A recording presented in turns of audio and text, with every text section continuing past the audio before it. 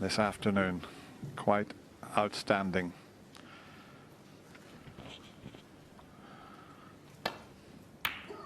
Looking forward to this one, Stephen. Yep, more of the same, please. Phenomenal start to this final.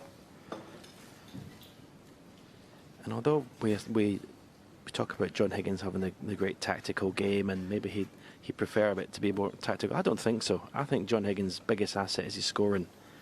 I think he's really enjoying this final against someone that wants to play the same way. Get in early. Oh, he's caught the record something.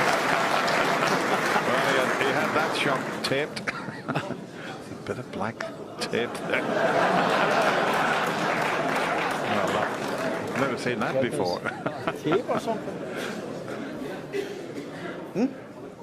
Just have a look to see if we can see it coming down. Oh, there it is. Yeah, but how he potted that, because he got up with the shot, seen the little bit of tape and potted it right in the middle of the pocket.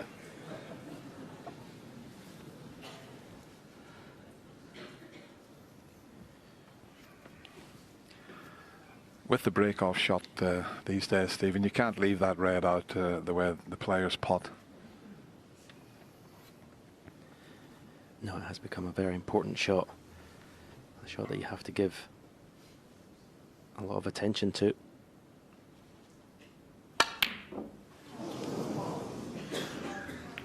Well, he didn't give that one enough attention, because that was pretty straightforward. Okay, he was screwing back, but he didn't miss any like that in the first session.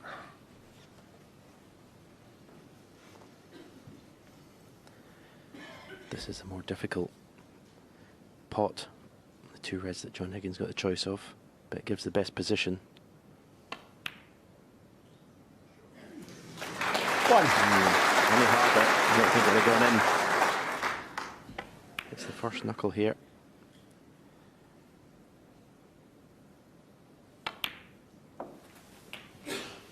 Yeah, going back to what I was saying, I think John Higgins, he loves to score heavy. He doesn't really... Okay, he's very good at it, but he doesn't really want to be in long tactical frames. Nobody does, really. Yeah, if you want to mix it with this man, he can certainly do that. Probably one of the best tactical players the game's ever seen. 9. But yeah, this is his type of game. I mean, he's made 760 centuries, and this Crucible crowd, are they going to see a few more centuries this evening?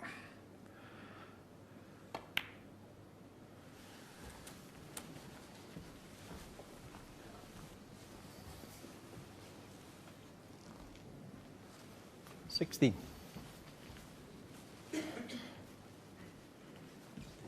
Yeah.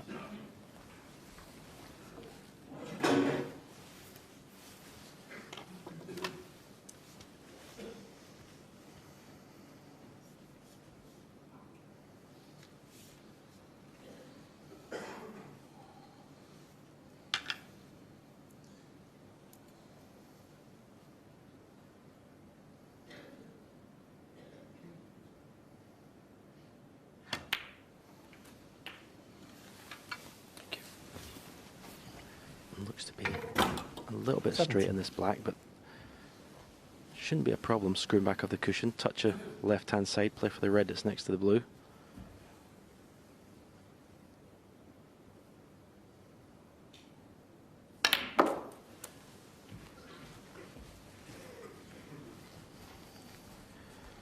And this time, possibly up for the 24. green with an angle to open the reds.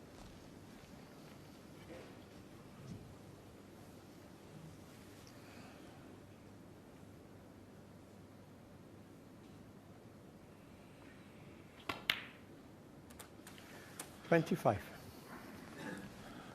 Got that angle on the green now. Doesn't have to go straight into the pink. He could go just right to the pink, but normally he hits the pink full on. Let's see how he goes about it. Well, he just went to the right to the pink, and that's fine. 28. Just clipped the pink, but didn't want to hit it full ball that time. He looks remarkably fresh because he was absolutely drained and very emotional after his win in the semi-final. 29. But I suppose going off to the cinema with your family here, that brings you back down to earth and you forget about snooker for a while.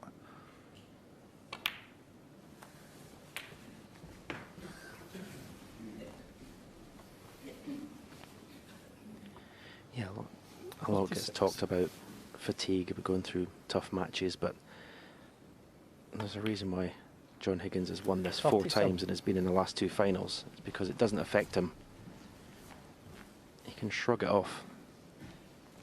That's why it's the biggest test to win here.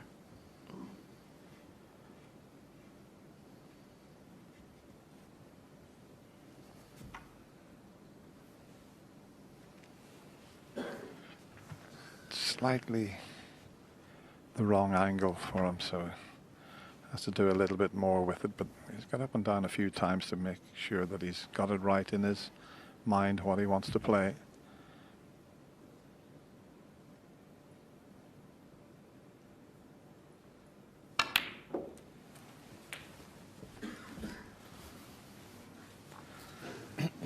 He's running away from the 44. high valued colours now.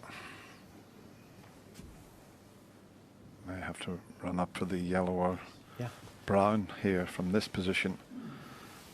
So a couple of good shots required to get back up to the reds then.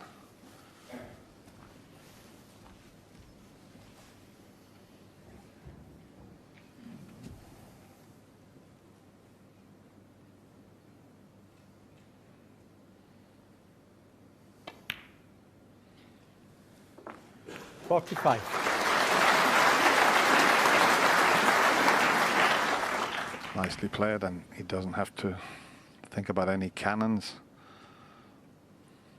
because there's still at least 3 reds available, and he'll probably have enough points on the board before he has to think about a cannon. 50.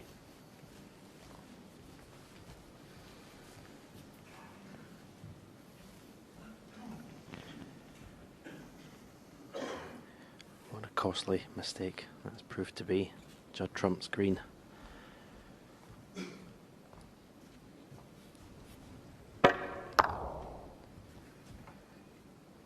The way this final's been played, that was a shock for Judd to miss that.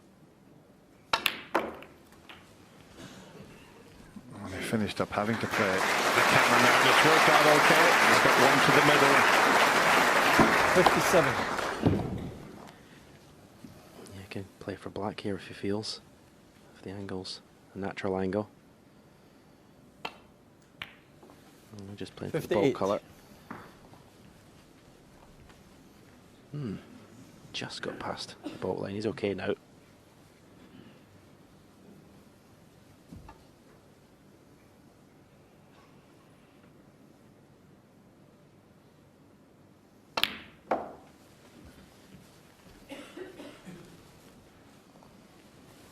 Just looking for one more red to make the frame safe, and then 61. see if he can make another century. He had one in the 7th frame, and Judd had one in the 8th. So this would be 3 centuries in a row if he makes one here. 62. And it could be his 3rd.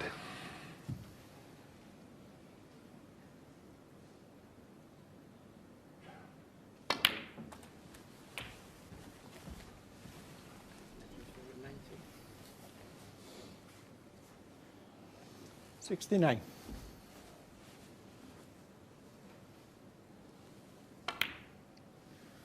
$70. It's been 93 centuries in the World Championship so far already, well past the record. If these two players keep on the way they're going, we possibly get 100 centuries between tonight and 2 sessions tomorrow. 75.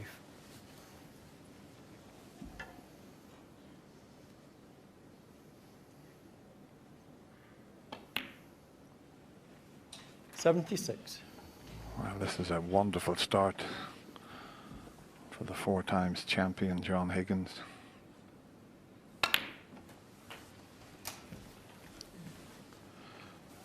Hardly put a foot wrong in this break. He just had one shot where he had to go up 83. the table and then back down again.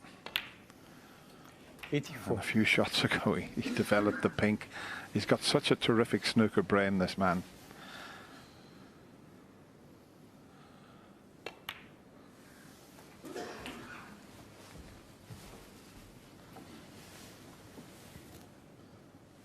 $90.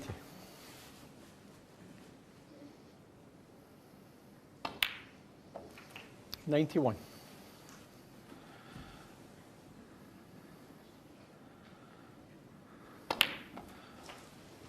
John's already had 10 centuries in this year's Betfred World Championship. 98. Judd's had 9. Absolutely fantastic. It hasn't taken the Wizard of Wisher long to get that wand, that magic wand waving this evening. 103. What a start.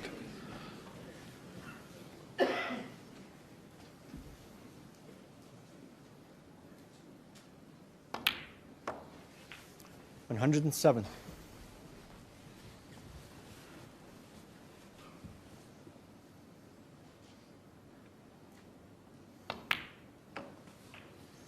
$112.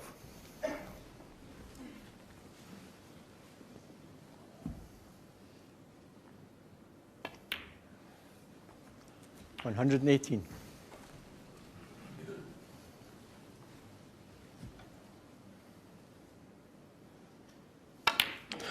One missed green from Judd Trump, and the Wizard of Wishaw makes a fantastic break of 125, and he takes the lead by 5 frames to 4. What a start!